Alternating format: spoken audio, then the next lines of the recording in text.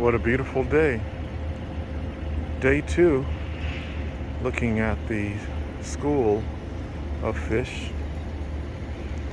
Here at the other end, everything looks peaceful. A major premise yesterday was, as we study nature and its various creatures, we can learn a lot.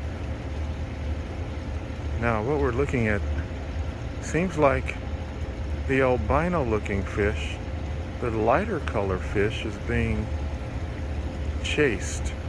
It looks different.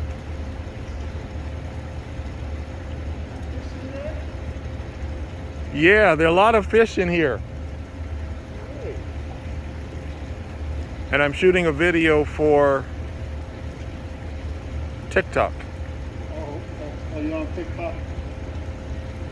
So as we see, I was, but they took my account away.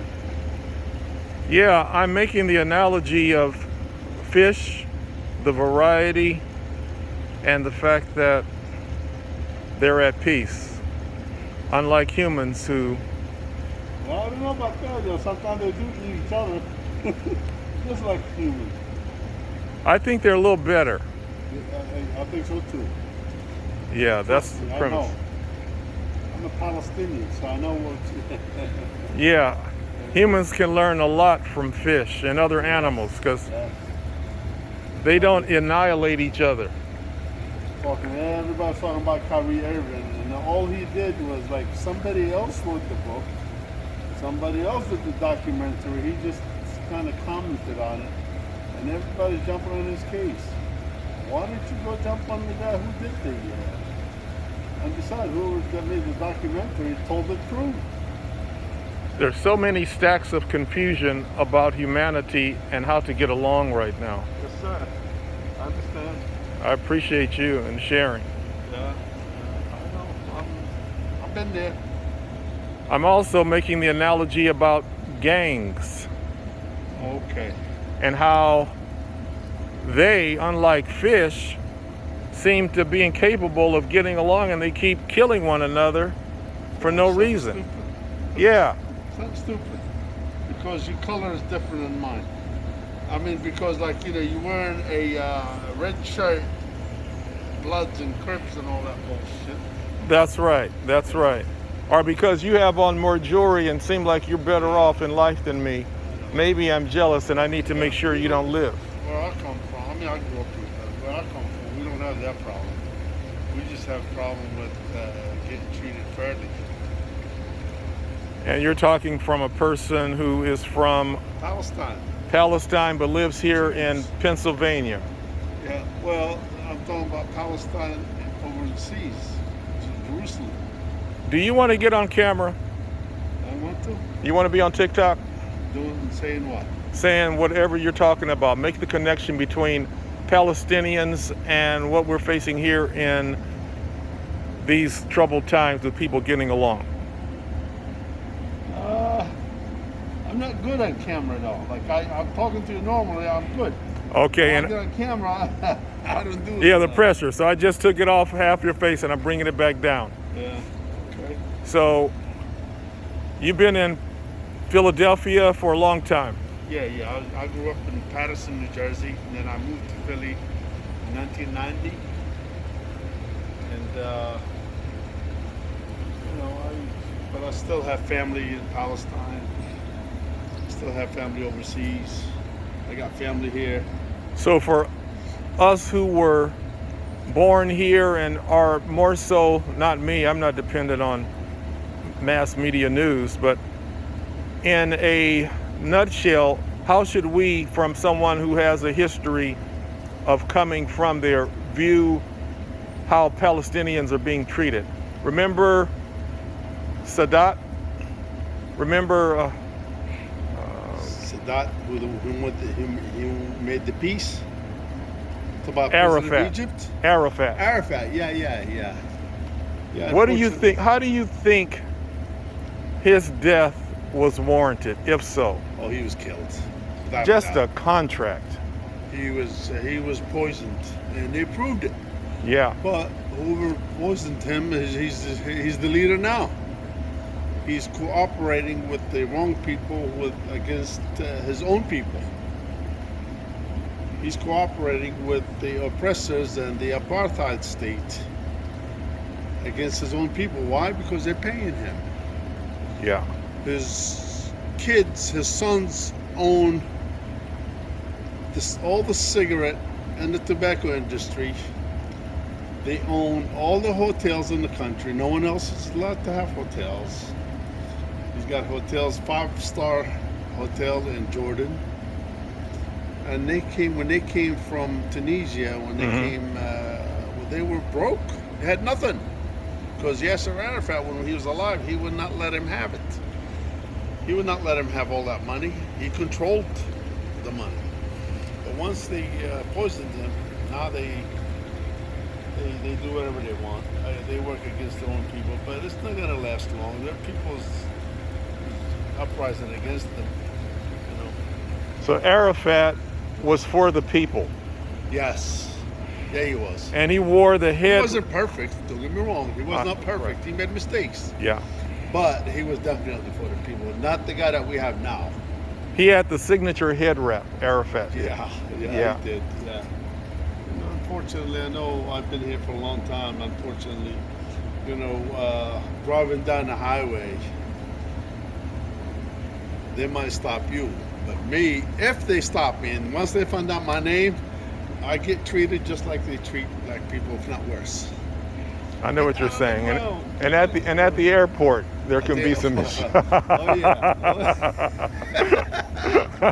They had a problem one day. I was flying somewhere.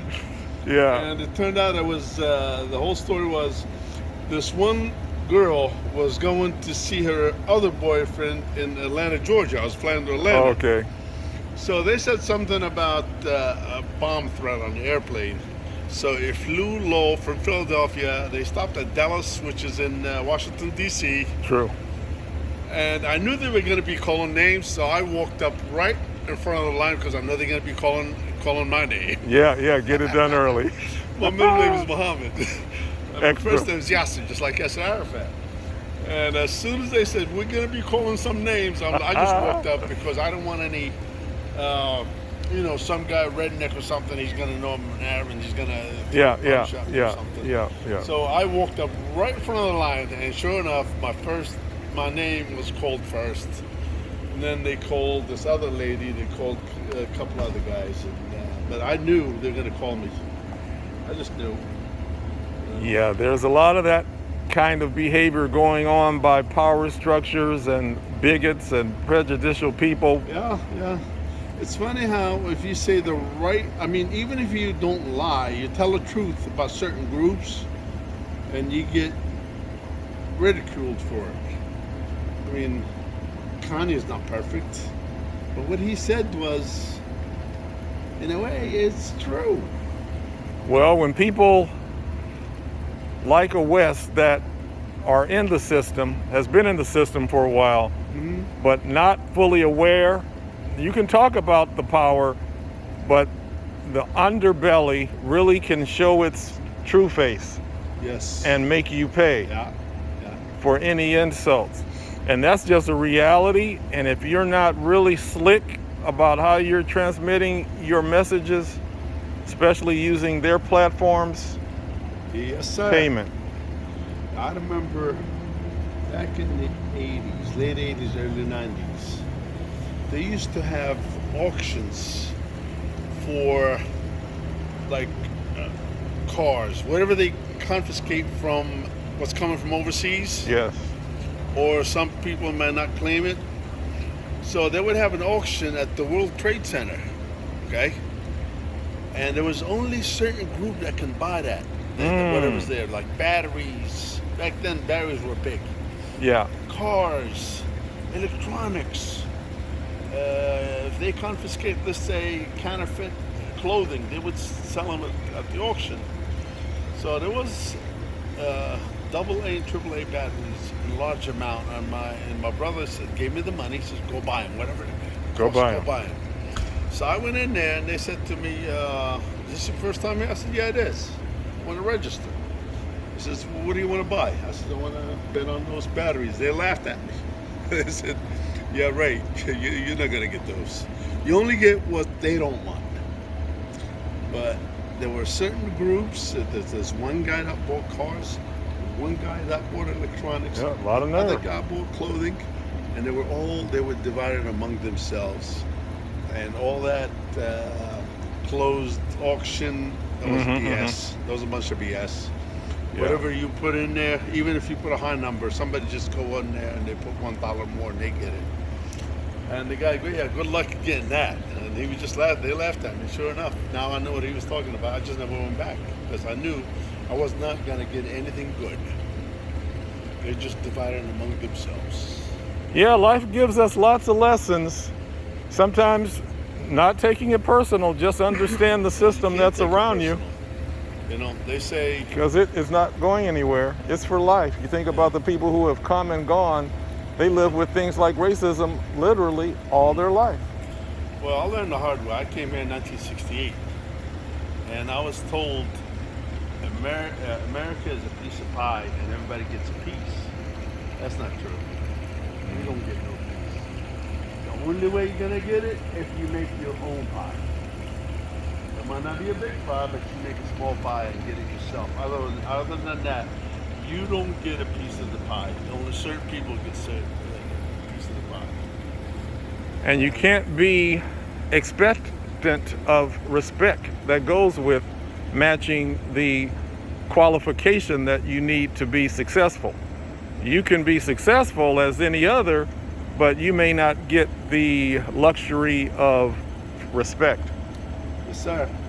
You may still have to be called certain names and looked at certain ways. Let's look at agents.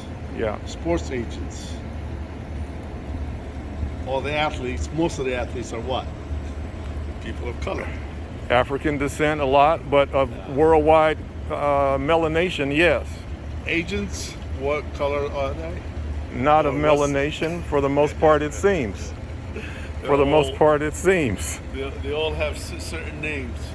It's not. I haven't researched it, but I'll take your word. Trust me. I'll take your word. But that's also the fault of those who don't get the consciousness to understand that in your numbers, you control everything. If you get to a common understanding that the show doesn't even start unless we get on the field, we get on the court, we kick this, we shoot that, at all. But the thing is, as an agents and capitalism, those who write the contracts, they can't get their foot in that door. Can't. It's just like when I went to that auction, I did not get my foot in the door. It's the same thing with agents. You don't think there's smart lawyers that can write a contract in the African American community? I'm sure we have them. But they will never be able to get their foot in the door. There are exceptions to rules, and if we just use the NFL as one, we see how many people are on the field of melanation, but we see such a small percentage of those who are actual coaches, head coaches. Well, it's getting better. It's getting better. Better is still a vivid example of that disparity. Yeah. As you look at who's really on the field more than any other. That's very true. In certain sports. But I give them credit. They're getting a little bit better. Well, I'm still picketing. I'm still picketing because of Kaepernick. Oh, yeah. I'm still picketing over that. Oh, he Come got on. a raw deal. He really did. Yeah. And look, what Kyrie said was, he just commented on somebody's book. And look what's going on these days. Now, what Favre did stole from the poorest state in the United States. Mississippi? Yeah. I know what you're talking about. Nobody's talking about it. Nobody. Very few people talking about it. So like I said, I'm a Palestinian. We don't have that many athletes, but we have one. He used to play for the Jets, but he played all over the place. He's a guard, big guard.